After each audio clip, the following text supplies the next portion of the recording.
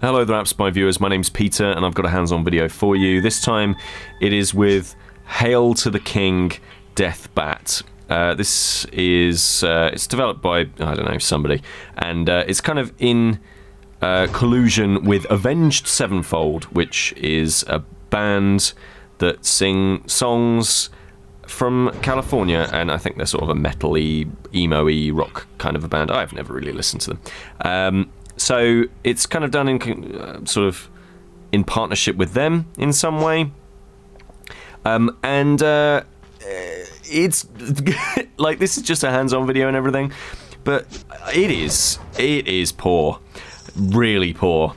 It totally needs that that sort of Avenged Sevenfold license, because honestly, you would not give this the time of day if it wasn't sort of vaguely related to a band you may or may not like.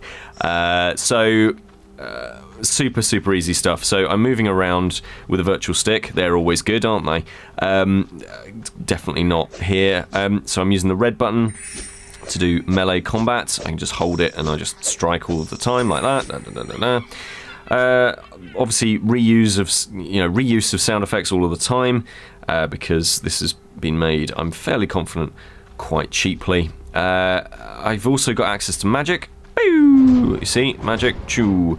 It's like a magic shot, and also if I hold the button like so, bagoom, an area of effect spell. Now I'm gonna get my magic back there. So I've defeated all the gremlins that I had to defeat, and now the witch is gonna talk to me when I go down into her lair. So we're going down here. I'm gonna talk to her, and she's like, "Oh, hello, hello." So I've opened up a portal. You can go into the world map now, and you can go and fight some baddies. The story is preposterous garbage. It is you're this king dude, and he fell, and then some evil came about, and it feels like Spawn fan fiction. So here's Aaron. There he is. He's from Avenged Sevenfold. Do you want to buy him for $1.99? Nope. Here's Zaki Vengeance. He's also from Avenged Sevenfold. He wears a suit, and he also has a Vengeance bat. $1.99? Nope. So there's that. Look at these textures. Amazing. Amazing. Like, no definition whatsoever to the game world. Awful. Like, the floor and this top wall bit, exactly the same texture. Fantastic work. So let's head on back up here. Takes way too much time. There's no finesse to any of the actual controls. Like, you're either moving down or you're moving, you're either moving in a direction or you're not. There's no sort of, you're moving a small amount in this direction. So there's no finesse to the controls in that way.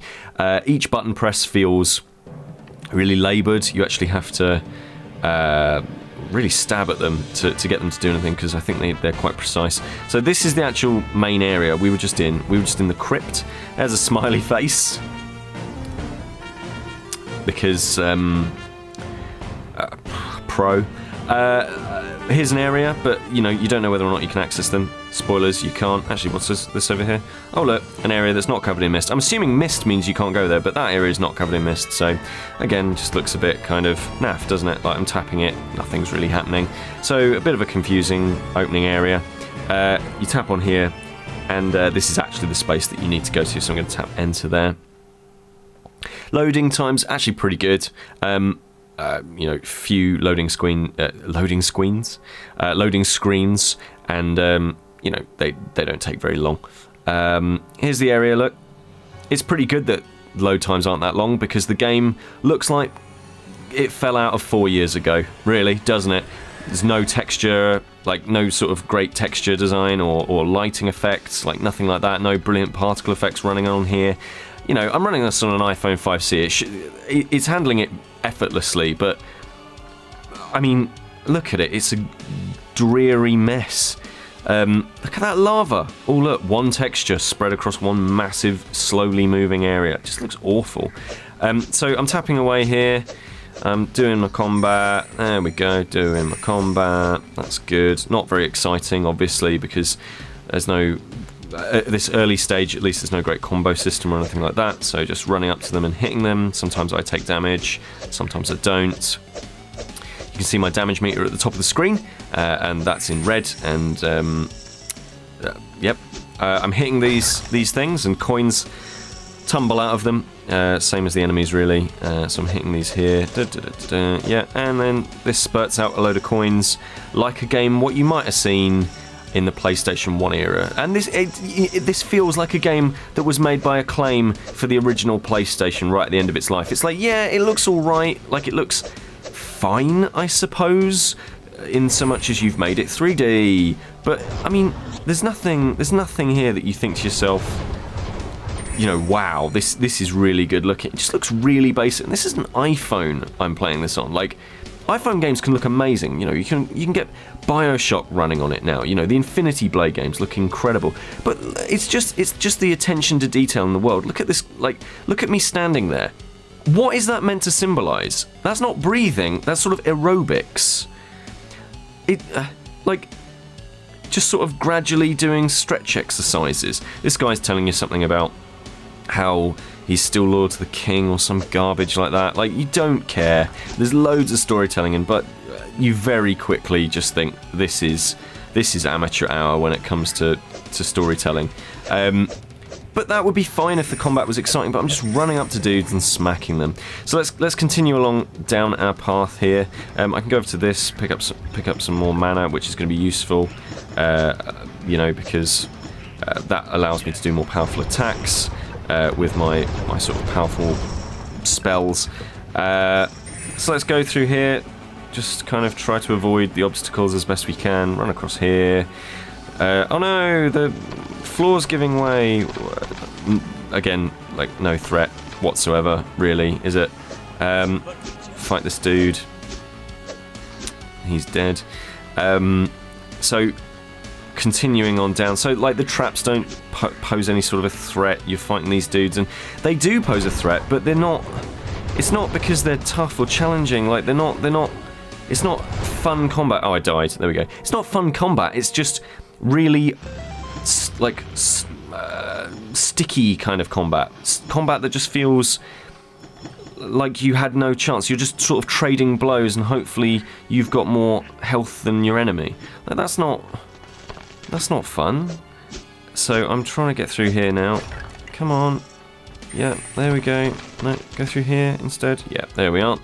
So, just going to run through. I'm, you know, skipping most of this stuff as much as I can anyway, to get to the end of the area, picking up stuff, hitting this thing. You know, it just feels...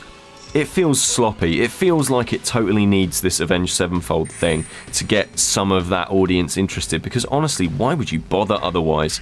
So let's do that, and then, yeah, just getting, like, as soon as you get surrounded, you're completely screwed as well, like, because, again, there's no finesse. The targeting is awful. Like, sometimes you'll be targeting scenery rather than targeting, like, enemies hacking away at your legs, and you think, well, no, like, that's not how I should be, like, playing the game. That's not how. What are you doing? Like, what are you doing? Like, this is so. There are games that came out near the beginning of the iPhone launch, action games that are way better than this. Like, way better. Now, right? Okay, here's a fun thing. Look at this guy's hand. Look at this guy's massive hand. Like, none of this makes any sense. It just all feels completely boring. It's not as good as like a Dungeon Hunter or anything like that. You know, nothing poses any threat or any real danger or anything like that. It's just naff. There's a boss at the end of this section. I'm not going to bother getting to it because honestly I've wasted too much of your time already. Please, please, please don't play Hail to the King Deathbat. It is, even if you like Avenged Sevenfold, just go and buy one of their records. Like, don't give them money for this. This is Peter with AppSpy.com. We review, you decide.